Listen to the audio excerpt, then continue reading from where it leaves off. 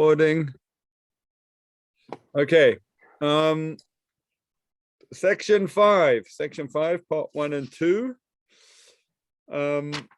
Tough going, not easy stuff. Let's see what we can make of it.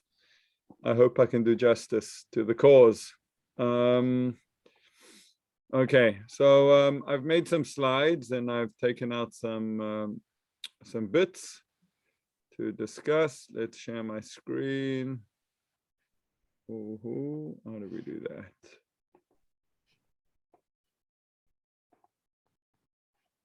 Okay. Is that the first? Is that the first one over here? Yeah, it would be. Okay. So how evil came into being.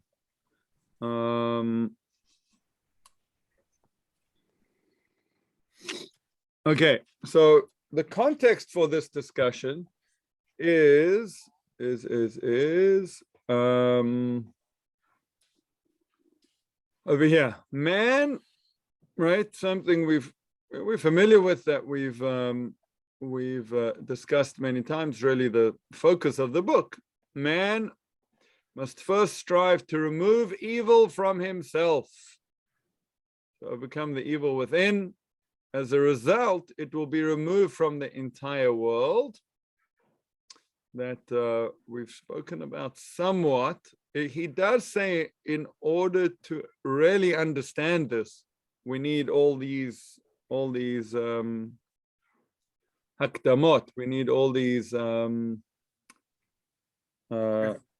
prefatory remarks, introductory remarks. Right. It feels like this book is just one prefatory remark after another. Well, in order to understand that, well, you understand, okay. But that you really be, at the end, it's going to be like, oh, yeah, 1 point. You needed all these prefaces. Okay. Man must strive to remove evil from himself. As a result, it will be removed from the entire world. How that exactly happens is yet to be understood. Do we do that? Is that part of what we do? Or is that part of God's shefa, God's blessing that he sends into the world? Mida keneged mida. You did it, so God says, fine. You're nice, I'll be nice. You're not nice, I won't be very nice. Uri is channeling something. What are you challenging? What struck me was something I read, I think it's in this reading for today, that even if man doesn't perfect the world by ridding it of evil or reducing evil, God will still redeem the world anyway. Yes. So that to me is a funny tension. Either man is going to redeem the world by removing it,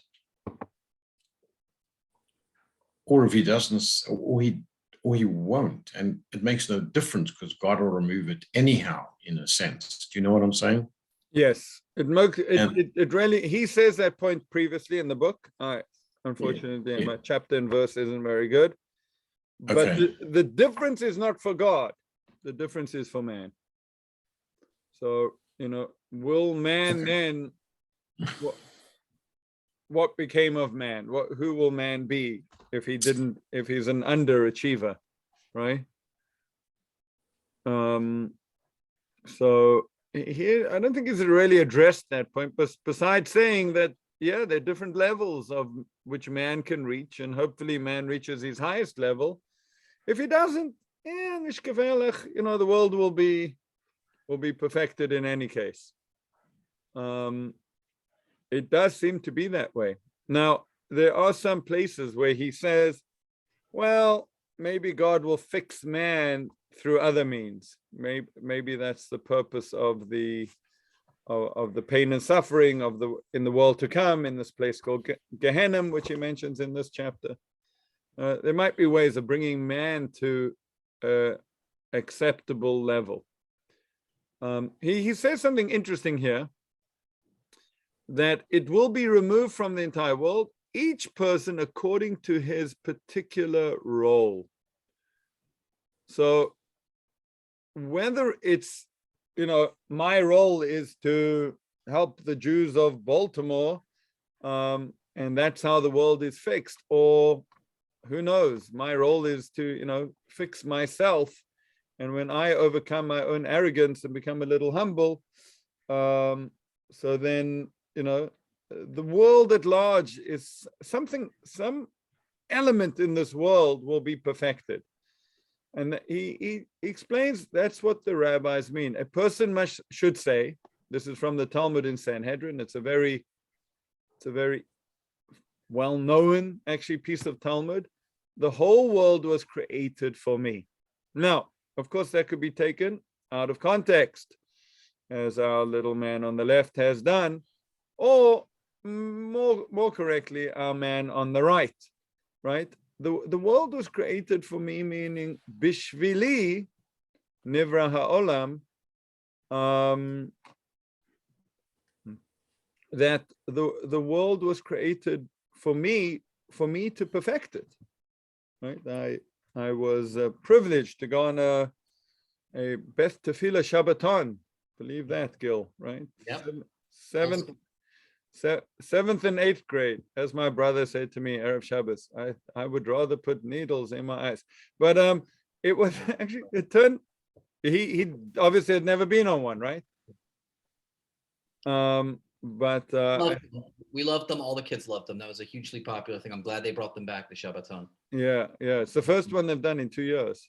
It was very powerful experience. But I spoke about Shabbat, and I said, we celebrate God creating the world, but it's not a perfect world. What's to celebrate? So I used our Ramchal and said, well, God created it to the degree he did, but he left it to man. That's why we kind of are enacting God, because we too should create the world, complete the world, very similar to how God did it. And there will be a time of rest. There'll be a time when that ceases too.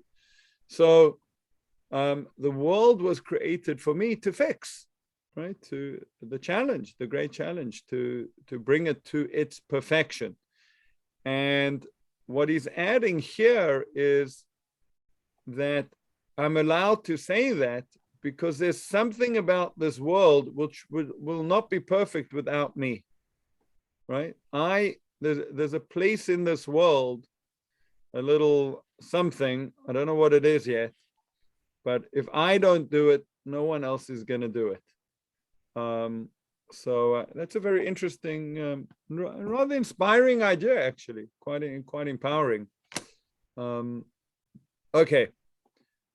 The next bit of this section 1 that I want to focus on is, I'm sorry, I didn't put the page numbers here, but I believe this is on page 235.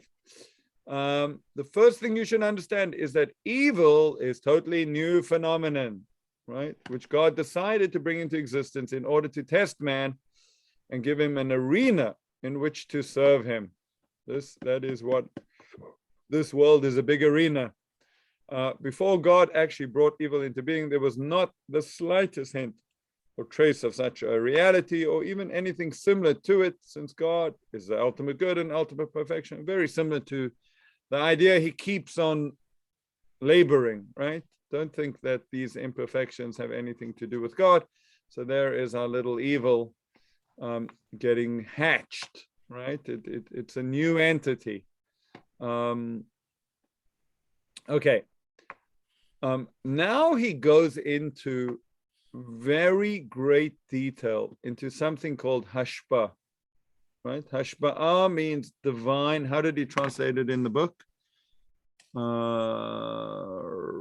Emanations, right? Everything. If God is the only true existence, nothing existed before in terms of what we know. There was only God.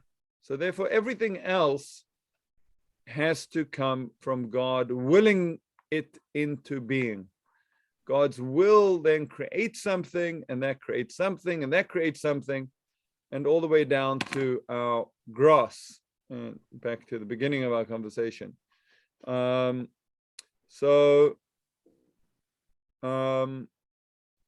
This is an important concept that he uses. Have we lost Dan, or have I lost him on my little picture? No, there you are. Good. Okay. I like to see everyone if I can. Okay, so basically like this, if you could think about it, and he's really writing about concepts we probably have all heard about, read about, thought about, the hishtalshelus, the chain, the tzimtzum, the restriction, the worlds, the different worlds that exist, from Atzilus, Bria, Yetzirah, Asiya, right? This idea that if God is the true existence and then he wills something else into existence, how do we get down to where we are and this very physical world? So he says, because, let's go slowly. First of all, and he brings the Rambam. It's interesting that Maimonides, should have to be the next book we do, right? Guide to the Perplexed. But Maimonides speaks about this because it's part of the rabbinic tradition of how the world works. Each blade of grass below has a corresponding force in the heavens that strikes it and says, grow. And the Rambam himself cites this in his explanation of the concept, chapter 10. However, the constellations merely channel emanations according to the predisposition that God implanted within them, and only those emanations that they received from him. And so the different levels. I once heard from a great rabbi in Jerusalem, of Moshe Shapiro of blessed memory. He said, what does it mean that the malach, right? The force in heavens is the malach, the angel that strikes it and says, grow. So how does it strike it? What does it do? It hits it with a, yeah, okay. The girsa, the version that he has in the book is mazal berekir shemakabo. So he explained that it strikes it because it holds its potential, right? If all the let's call it energy, if all the energy that is available for this blade of grass is in the mazal, right? So then all the potential for what the grass could be is there. So it shows, and the way he said it was like, it shows the grass what its potential is. And that in a way strikes it, meaning you can't stay where you are. You have more to grow. You need to keep on growing. Okay, so this is the world of emanations. And here we can get to now the beginning of evil, right? So I wanted to do this bit and this bit, so I just did the whole bit. It is written that God creates evil, not that he makes evil, right? Borera, not osera. The reason for this is that although God brought about the existence of evil, otherwise it would never have existed, right? He's the only true existence. He does not make it directly through a positive act. Says the student, if so, how's it made? Consider the verse, God, when it was your will, you established my greatness with strength. When you hid your presence, I was confounded. When you hide your presence, they are confounded. Moshe Rabbeinu likewise transmitted, I will hide my presence from them, and they will be consumed. The numerous evils and sufferings will come upon them. So it sounds like it could work in many different ways.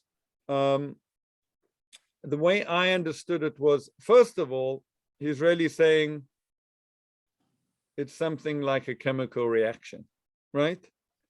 I can put some, I can put some, what did we used to try and blow up things with? Baking soda and vinegar. Okay, there's a little explosion. Now I was talking about chlorine and like acid or something. Oh, you want to go like, yeah. Yeah, something a little more substantial. But it's almost like, you put a bit of this, you put a bit of that, and they mix and blow up. Well, I didn't make the explosion. The chemicals made the explosion.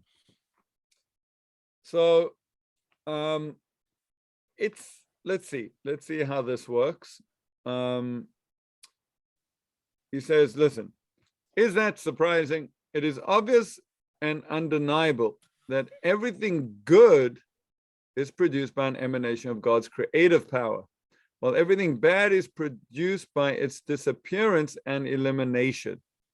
Therefore, if we see that there are good and evil things in the world, we know with certainty that God acted in two different ways to bring it about. He caused an emanation of his creative power as well as its removal, thereby bringing about the two types of creation that I have mentioned. But it's all coming from God's emanation. Now, the undercurrent over here is, of course, the Father, the Son, and the Holy Ghost, right?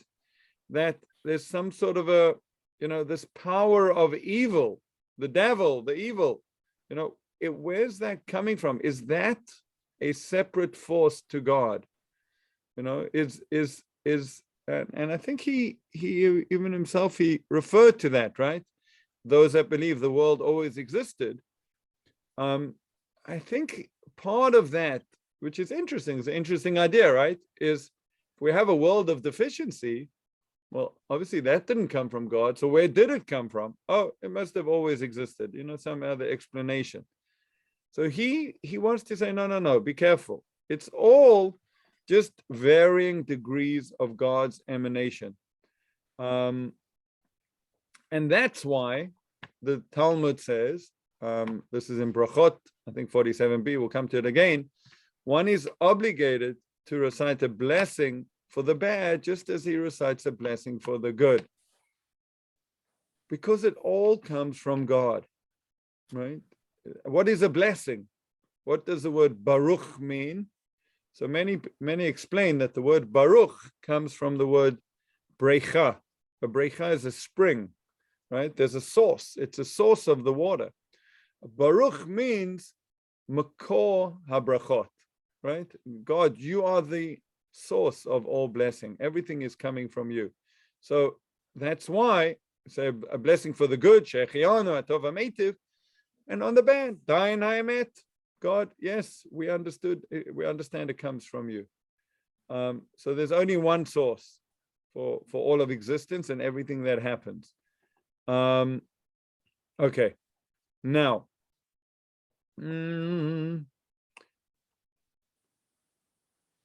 okay, now he says something very interesting. He says, okay, now, when he wanted to bring nature into existence in a way that it would contain both good and evil, because that's what he wanted to do, suddenly he first transmitted an emanation of his creative power in order to bring about the existence of nature. Chukei hateva, the rules of nature. This constituted the good.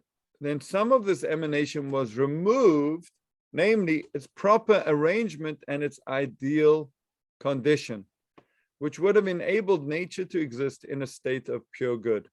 So it's clear over here that the way God does it, or did it, is created, this emanation, and then it exists, it has actually a perfect existence, but then he takes back, right? He withdraws from it some of that good. This lack of emanation resulted in damage being caused to the existence of good within nature. And this damage is what constitutes evil. Hine, right? So God turns on the light, he sends the energy, and then he pulls some of it back. So there's enough for it to exist, but it's not perfect. It's deficient. And that's what is evil. That's bad, right? It's not perfect. It's not correct. If you look in Genesis 1:11 and chapter 1, verses 11 to 12, fascinating verses and Rashi. V'yomer Elokim, Hashem said, Tadasha Aretz Dasha, let the earth sprout vegetation. Esev Mazria Zera, seed-bearing plants. Eitz Pri Oseh Pri.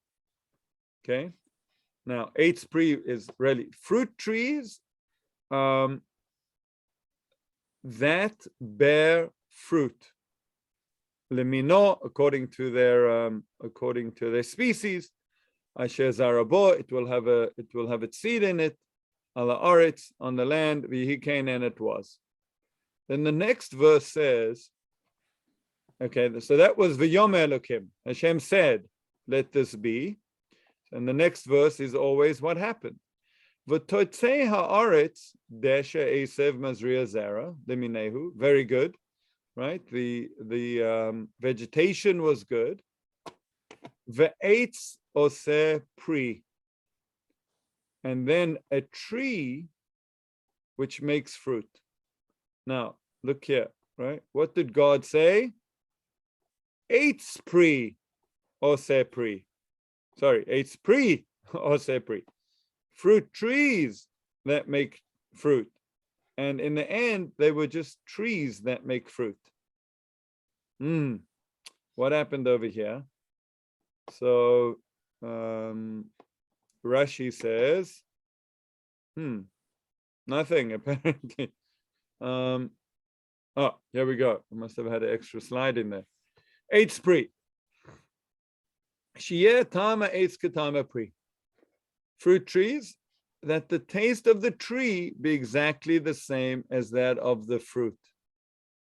Right? The intention of God was that the tree and the fruit should taste the same. Perfect. Vehi lo asatakain. But the tree did not do that. Right? Ella toitzia aretz. Sorry, the land did not do it. Ella v'toitza aretz eitz pri oiseh pri. Eitz oiseh pri v'lo eitz pri. What happened was the earth brought forth a tree yielding fruit, and the tree itself was not fruit-like. You could not partake of the fruit. Lefikach, therefore, says Rashi, kisheniskalel adam al avono, when man was punished for cursed for his sin, gamhi, so to the land, al avona v'nitkala, was cursed that it would bring forth kots v'dada, trees, thorns and thistles. This Rashi and this verse is really what the Ramchal is talking about. He's talking about initially in the act of creation, there was this first emanation, which we could see as V'yomer Elokim, the word of God, right? The word of God was to make it perfect. But then there was this pulling back when it came to the Asiyah, to the V'toitzei ha'aretz, the poel yotze, right? The effect was not perfect. So intrinsic in this world, and the Ramchal says even in the very basic rules of nature, there is deficiency. And then he says, am I finished? Where was the Bereshit one? Is that coming up in the next thing? What page are we on? Sorry, I was confounded. This happened.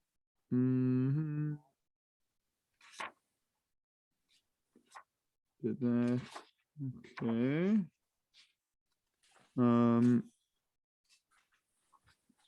Oh, good. Finished. Yeah. When there's something at the beginning of the next section which relates to this very much as well. Okay, gentlemen. Whew. What do you take out of this? Who would like to take a stab? Some pretty hectic stuff.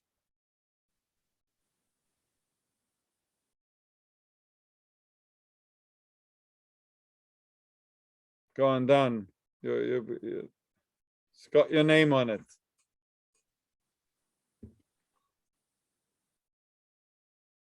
You lost me a little bit there with the ets and the pre-business. I thought I got the thing from reading it before, that this is the part where evil comes into the world and why, right? So what I understood was that it's not an emanation of God, it's the holding back that brings the evil in. Correct. But I'm not sure how that's connecting to this, what you're doing now with the trees and the fruit. I'm a little bit. I'm unmoored at the present moment, so I don't know which part to connect to. If you follow what I'm saying. No, I think what you said is fine. I think that is his point, right? That and then he needs to explain how evil comes in, because God's not evil. God's just good. So right. Where does the evil come from? God withholds. But he did it at this very early stage before everything comes together. Yes. Right? So that the evil. And we'll see more of that in the next. But now maybe I'm a little bit okay. Okay. Oh, yeah. All I meant to show was that this idea is pretty early on in the act of creation, and comes, and that's where, if you learn, all good ideas can be found in Chumash Rashi. So you're saying that the imperfection in creation comes in very early. That part where God bakes in the imperfection. Yes. And that's what the part with the trees and the fruit was that I wasn't connecting. That's what that was. Correct. So. Got it. Okay. Thank you. Okay. Yes. I'm with you now. So, in summary, we see very early on that God had to bake in the badness of the world, right? That the thorns from the earth, and that everything, and that man would have to struggle to bring things forth. And I'll go back on mute. Thank you, Dan. Excellent. Okay, anyone else? How do you see this? Comments? What does it make you think? Did you appreciate the graphics? But by the way, I got to tell you, the graphics are cutesy, but they really get me thinking about what how do I think about this? It's a good exercise to try and put a graphic together with the concept. They're pretty abstract. I find that trying to diagram all this stuff is even more challenging. It forces me to think about the difficulty, and the cause and effect stuff is incredibly complicated.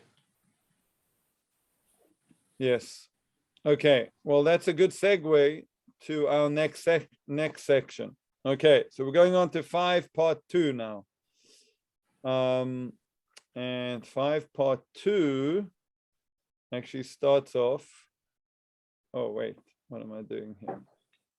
Okay, let's bring this across here. You're evil. And lo and behold, oh no, I did it again. Slideshow. Okay. Cause and effect, as if Uri Avon was writing this. Well, we prepare this together, guys. Just telling you, if you didn't know, now it's evident. Cause and effect. Okay. So this is what our sages were hinting at when they said in the beginning, Bereshit, God created the heaven and the earth, is also one of the 10 divine utterances. Gemara Rosh Hashanah 32b. So where does this go back to? This goes back to a comment by the sages that they say with 10 utterances, God created the world. So if you go into the story of Bereshit and you start counting, V'yomeh Elokim yihi o, God said, let there be light. V'yomeh Elohim yerakia, let there be a firmament. V'yomeh Elohim, right? Ma'orot, b'shamayim, let there be the sun. And you count every time it says V'yomeh Elokim, and Hashem, God said, the utterances, and lo and behold, you come out with 9. Now, why they didn't answer. Well, 9's close enough to 10, in gematria, you can always be off 1, but they found a better answer, right? What did they say? They said, Bereshit nami maima hu. The word Bereshit is also a utterance of creation. What does that mean? So the Ramchal gives a very beautiful explanation of that. He says that they were hinting that this first utterance was different from the others, right? It does not have the V'yomeh Elohim structure, right? In that it included the entire created world in potential form before it actually came into tangible existence, right? So everything with the word Bereshit, all the potential, all the matter, all the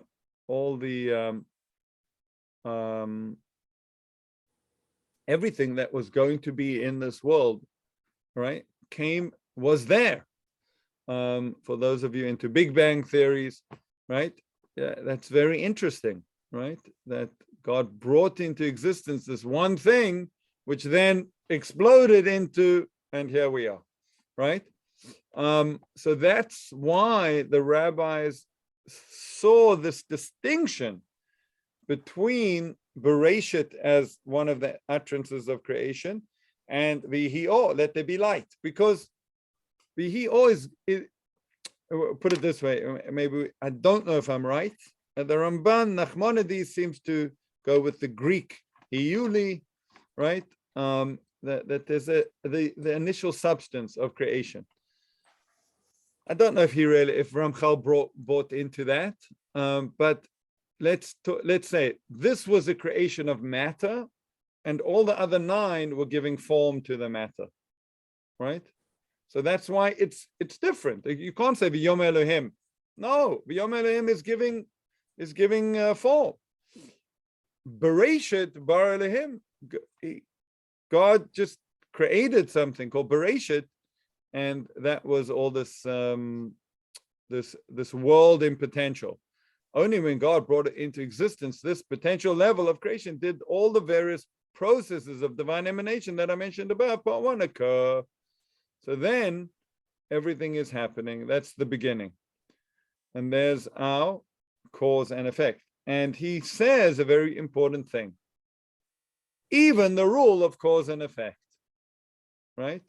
So there was no, what's the argument, the philosophical argument is, well, if we see a world of cause and effect, what caused the world to come into being? And the answer is God. Oh, hallelujah. And then the Chacham asks, well, okay, who brought God into being? And the Ramchal's answer is, no, you're not such a Chacham, because that which we see, cause and effect, is only part of this world. It's not part of God. God's not bound by cause and effect at all. It's one of the rules of nature. It's one of the rules of the existence of this we have in this created world. Okay. Then he goes on to say this. If you want the page, you can. I think It's 259. Thank you. 259. Right. After Bottom. all, it is an emanation. Now he makes this point.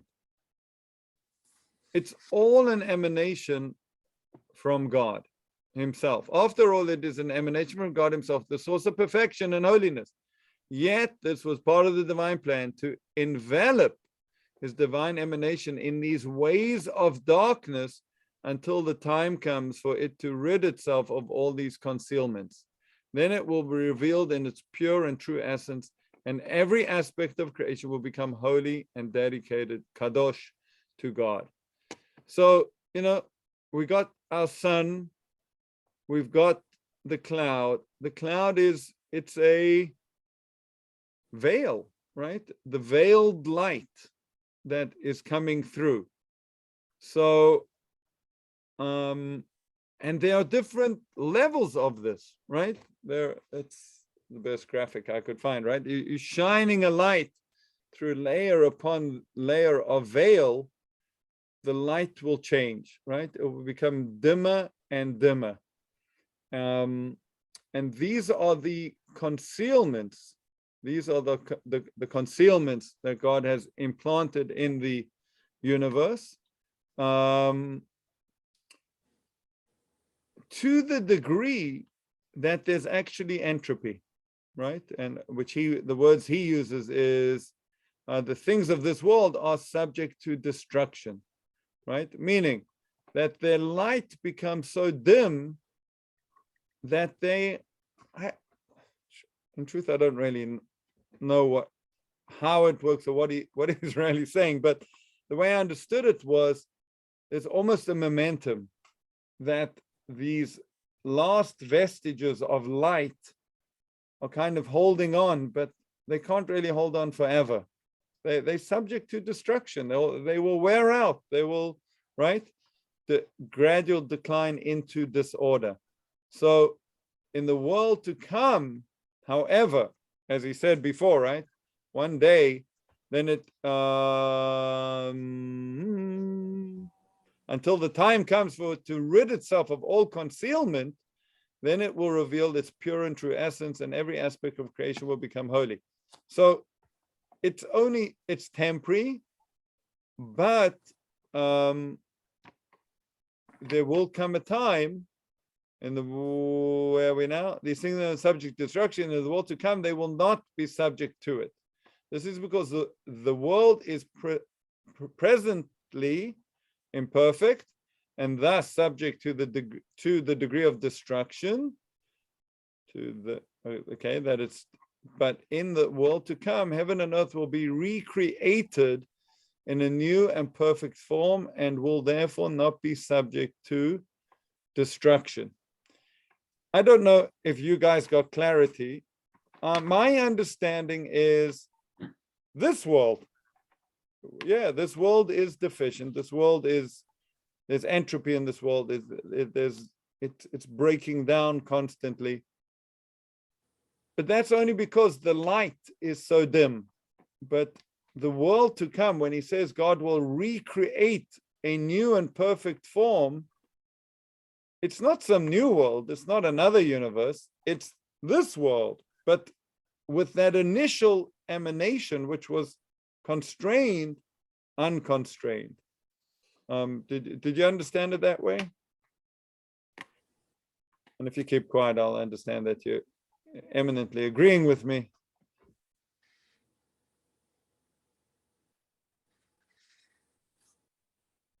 Yes.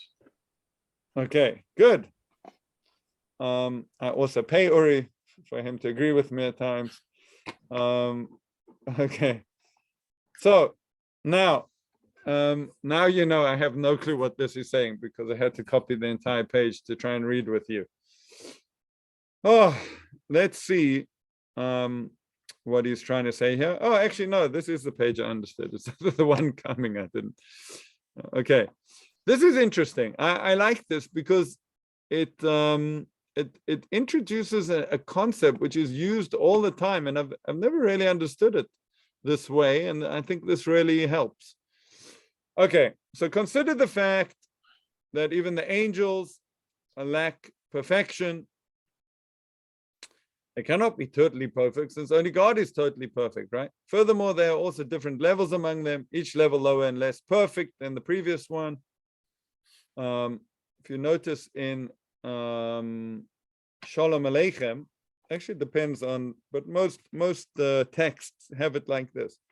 Shalom Aleichem Malachei HaShares, right? We call them Malachei HaShares, the ministering angels. So we welcome them in, and then we say, Baruch Hu Ni L'Shalom Malachei HaShalom, the angel of peace. So it could be that, you know, that angel, that ministering angel is the angel of peace, but it also could be that there are different levels of angels that have entered our houses. Okay.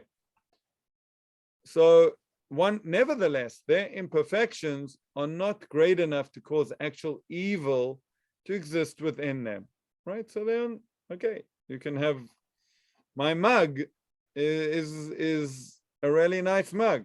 In fact, I got it from Jamaica. But it's a piece of lousy porcelain, right? I mean, I love real porcelain, right? But a Ming mug, made from the best porcelain, China, that's a different level. Now, is there something evil about my mug? Well, you might think so, actually. Bad example, Rabbi. Okay, nothing evil about my guy. In fact, he's very happy, and nothing wrong with it, but it could be better, right? It could be higher. So I think that's what he means. They're not perfect.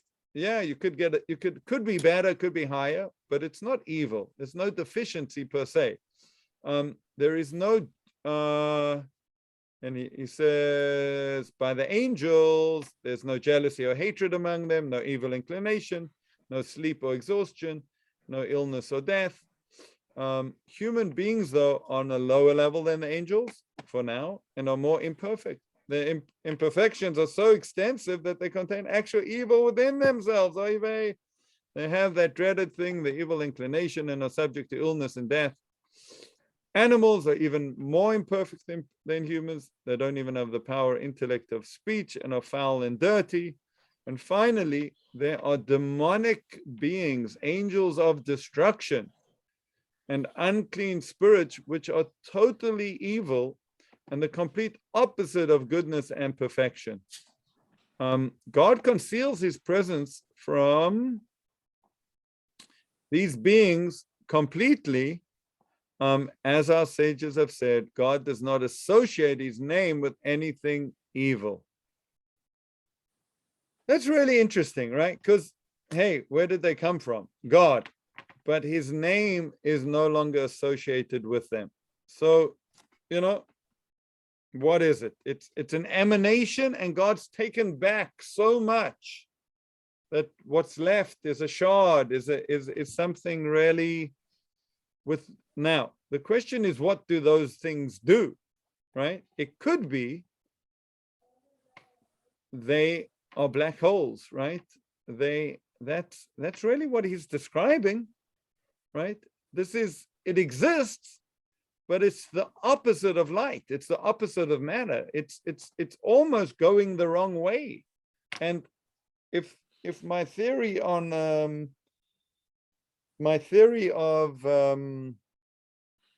momentum is true, you can understand why they draw,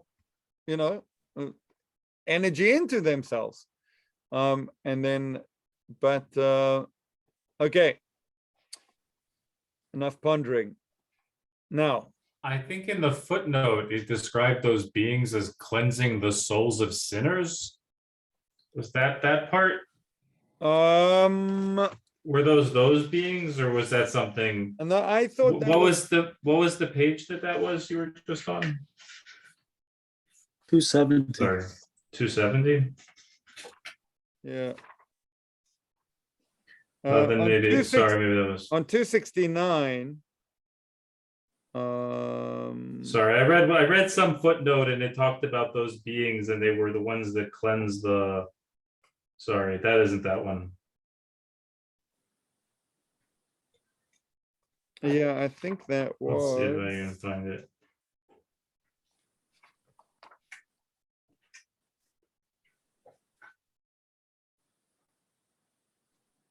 Where did that come out? Oh, sorry, yeah, again, I It's don't know on chapter 65. That was 274. 274. Footnote The 65. footnote 65. Right.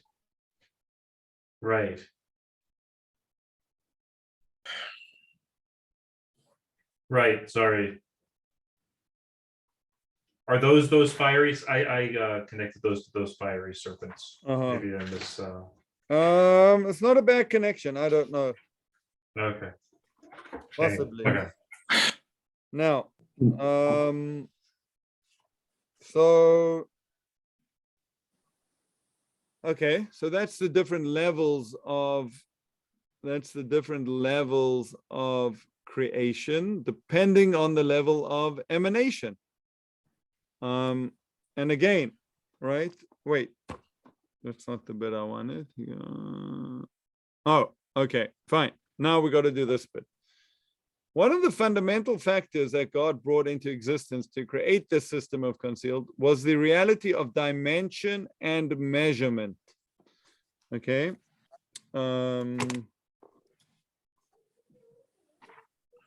So this in Hebrew, it's called Inyan Hamida Vahashiur, right? Dimensions and measurements. In God's simple and individual essence, there can be no concept of dimension and measurement. When he decided to create the world according to a series of gradually descending levels, he gave all existing things their own particular dimensions and arranged them one below the other from first to last. Okay, he calls it that madrega, the madregot. Are called tikain b'mida. At every level, God measured precisely how much imperfection there should be and how much should remain of the original good and perfection. So when we speak about God having a midah, that's what it means. There's an amount of, right? The midot are, well, how much is coming through? Right? What measure, the balance of perfection and imperfection measured out at each level dictates everything produced at that level, as well as its laws and properties. Everything is arranged according to its intended purpose and everything in its right place. So I showed you before, Chayav Adam levarech al hara kishem shemevarech al hatova. A person should make a blessing on bad like he makes a blessing on good. All comes from God. Shene'ema, like it says, you should love God with all your heart, with both your inclinations, your soul, even if you're going to die for it. And now, this is the bit where the original statement is referring to, with your ma'odecha is an interesting word. It's generally translated with all your resources, but it says there you go, with all your money. Dava acher, another explanation. B'chol mo'adecha, what does that mean? Comes from the word midah. B'chol midah o midah shehu modeid lecha have modelo. Every measurement that he measures out to you, you should modelo, you should thank him, and that's the blessing, that you should say the blessing on the good and the bad.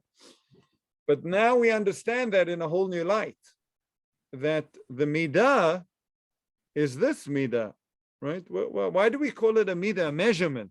Everything that he measures out to you, because yes, God is working with perfect measurements, right? Everything is done in a measured way. And this is part of the confinement of the evil in this world. But we could also think of it, right, as the combination of the imperfection and the perfection, the original good and perfection. So how much of each? Basically, that's life experience, right? Sometimes good things happen, and that's coming from the original good and perfection. And sometimes bad things happen, and that's coming from the measurement of imperfection that God has allowed to come through this world. I don't know how that translates so easily about when we talk about character traits as midot. It could be a borrowed term, actually, right? It's so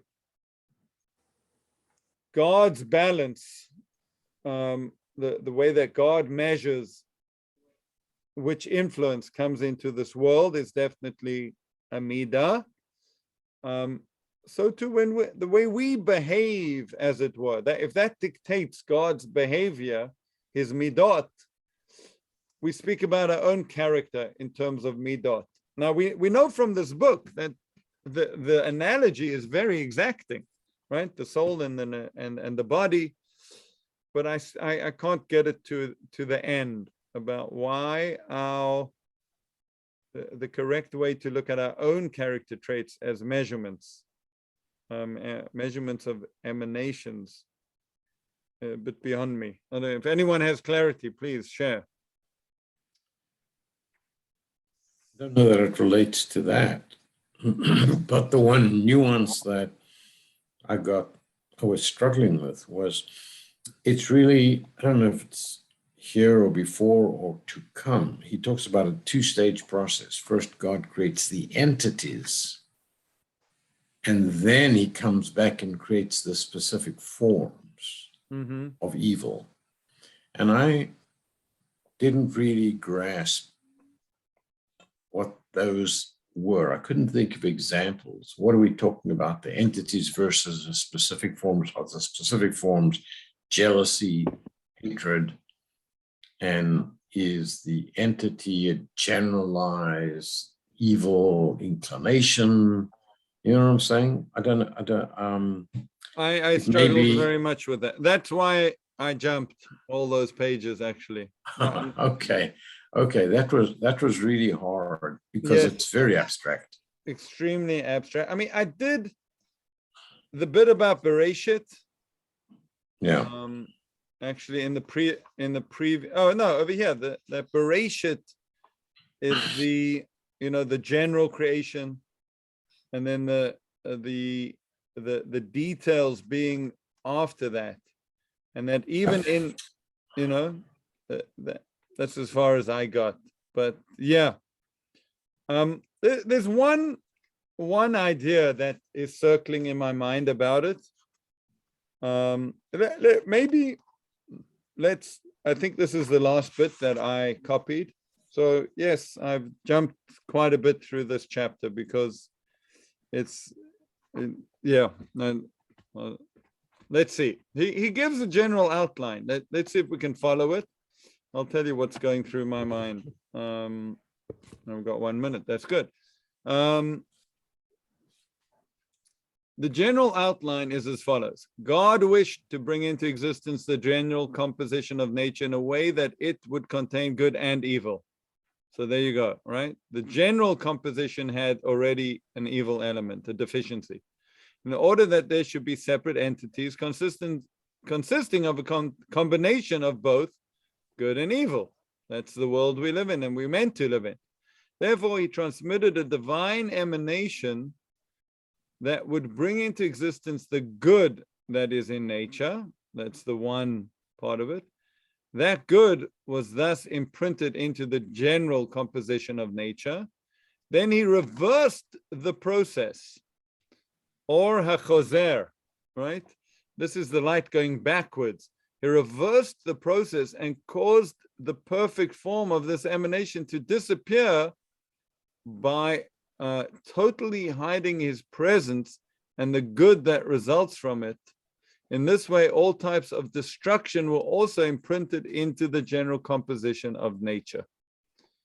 So there's this initial perfect emanation, and then this retraction, which causes a imprint of the evil. After that, he once again reversed the process and brought about a partial revelation of his light, of his presence. So now there's a third one, now it's coming back. So as to bring into existence actual entities, it's almost, to me, it's almost like there's the creation of a film, what do you call them, Lev? What do you the old pictures? What's it called? The film? A negative. Negatives. The negative has in it the good and the bad, right? These imprints, and then God can shine some put through that another emanation, which then goes further through it and becomes the created world. After that, he once again reversed the process and brought about a partial revelation of the light of his presence, so as to bring into existence actual entities. So it's the creation of the negative, and then the creation of the actual entities, the film, the entities. These entities consisted of a combination of both good and evil together, with the characteristics that we see in them now, able to exist, yes, yet subject to destruction, yes, and thus unable to exist forever in their current state. However, in the end, he will bring about a powerful revelation of the light of his presence and remove all destruction from the general composition of nature, so that initial deficiency will be fixed, tikkun, right? That's a fixing of the initial deficiency. As a result, really, this doesn't fit on my page. I thought it would fit here. As a result, I'm just reading from the book now, all existing entities will become perfected and able to exist forever. Okay, so that's how the world works. To me, two things. Number one is that the initial emanation has all the potential in it, and that's why it's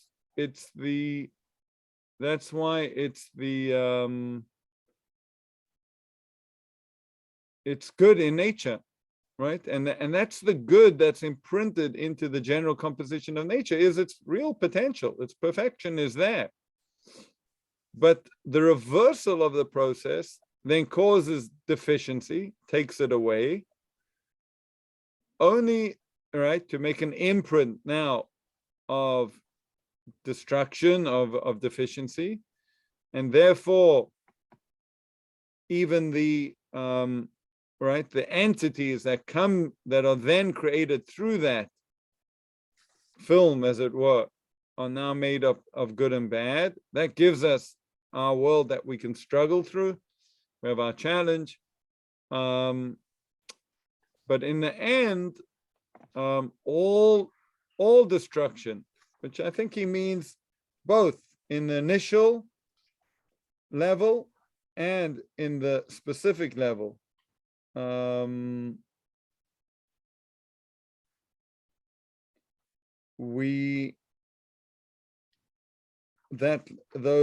that retraction will be reversed, and God will shine his light through it, that it will become perfected to the degree that it needs, right?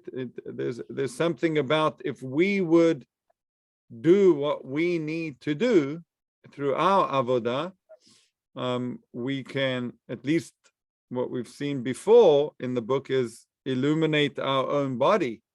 Our soul can illuminate our own body. We can do that work. We'll have to wait till next week to see really this question about how does it affect the rest of the world. All of this is necessary in order to understand that. The rabbis do say it's things like, there are these comments like, when a person's in their mother's womb, there's a light on their head and they can see from one side of the world to the other, and they learn the whole Torah, and then you're born and the angel comes and taps you on your mouth, right? That's why you got this dent. And then, you're meant to learn the Torah in this world. You've got, so it's a very similar idea of first creating that which has its potential. And if you think about it, go back to Bereshit, what he said about Bereshit, right? Everything was there in that first moment. All the potential for all of the world was in that one moment of Bereshit. And then everything explodes, it bangs, right? And everything comes into being. But now with the deficiency, which we have the opportunity to try and to bring it to its perfection as much as we can. And then in the end of days, I guess, to the degree we did it, we did it. To the degree we didn't, God will do the rest. And that's the story of the world and history and creation. And thank you for joining us tonight. Right. Well done.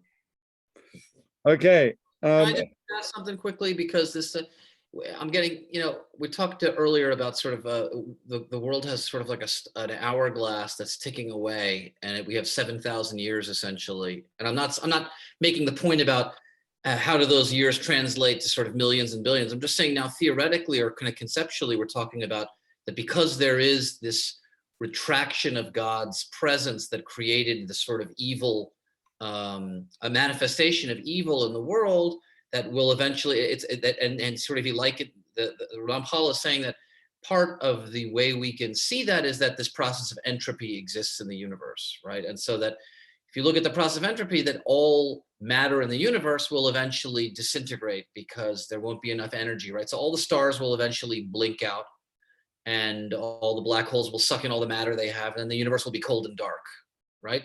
What about man's role, and what about sort of the resurrection, and what about when God sort of restores this earth, but with a perfect nature? How does that fit into sort of the timeline of the general timeline of the universe? And if you could please use footnotes and give me diagrams, cosmological diagrams that I can— In 10 seconds. Yeah, in 30 seconds. I'll give him 30 seconds. It might be off base, but these two things are sort of not sitting with each other for me. When we talk about entropy, and then we also talk about man's role and God's role in turn, once man does his part, or at least tries to do his part to the extent that he takes that initiative. So it's very interesting that this time clock that you're talking about, the language of the Gemara is 6,000 years of the world as we know it. Then 1,000 years, charuv. Charuv means destroyed, right? So it actually will come, there'll be some sort of a end where, the only reason I'm hesitant to, why I'm saying it in this way is because I've seen many commentaries say, no, the 7,000 years, the Shabbat for the world, and it's a pleasant time. It's not a destroy time. So I don't know which, it's almost opposite. Yeah. Then in the 8th millennial, it will be the resurrection. And that's when the final light will come through and everything will be perfected. So it's two possibilities. So it's sort of like, it's unclear. It's a little unclear, but that is one way of looking at it. I mean, it's amazing that I could even say one way, right? It's pretty That's great. pretty crazy. Glad you could provide that. Yeah. So that's one potential way of it happening. Well, I think that's pretty cool, man. That's what I think. I don't understand. It says there are demons that are completely evil, right? And that God doesn't associate his name with them. It says demonic beings, angels of destruction, and unclean spirits, which are totally evil. So I thought that in the other Stay away chapter, from it them, said- Lev. Stay away from them. But I thought it said that there weren't things that were totally evil, that they were still, because it's still, everything was created from God. So there's still like a little tiny bit of good in them. But this says they're totally evil. Well, but they serve a good purpose, right? They cleanse the souls and that kind of stuff. So Those are, yeah. If Maybe. John is right, that they're the fiery angels that cleanse the people in Gehenna. like God was really angry for a minute and made these fiery beings, but they still do good stuff. And I think it says you'll even give thanks for the time when your anger blazed against me. Right. So even the bad stuff is good. Has a good purpose, yes, which is, the theme of this book almost. Attempted to conjure up a saying from general surgery residency, which is, don't worry, it can always get worse. So Like, you'll be thankful for this bad time, because trust me, like the next time it's going to be even worse, and then you'll wish that you had, this kind of a bad time. So Yeah. So yeah, it's this is a theological question in Judaism, right?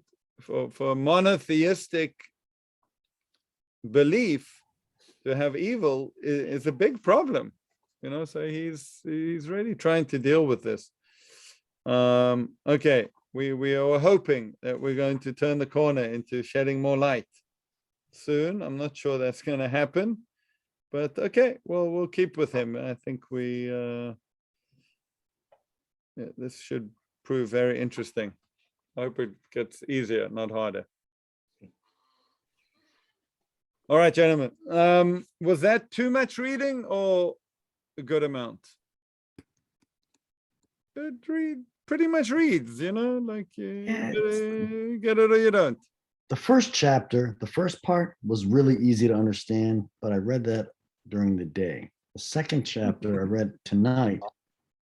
It was really hard to keep it connected. Honestly, Lev, I can't do more than like 25 minutes. And then I start spinning. So I've learned to space it out. You got to be very awake and alert and no fog. Right. No fog allowed. is there increasing entropy in his writing as the book goes on as well? The book itself is going to start, serializing on him. It's very disturbing. He's only drawing back in order to Yeah. shine his That light. last few pages are going to be bright light. Wonder. All right. Ori, ma אתה אומר? I'm enjoying it, Rabbi. Okay, excellent. Good. Well, that's the purpose. Good. All right, gents. Have a great week. Let's just see. So basically, five. What did we do? We did 5. We got 5. We got 3 to finish. How big is that? Yeah, let's finish chapter 5, and then we'll start chapter 6 and do part 1.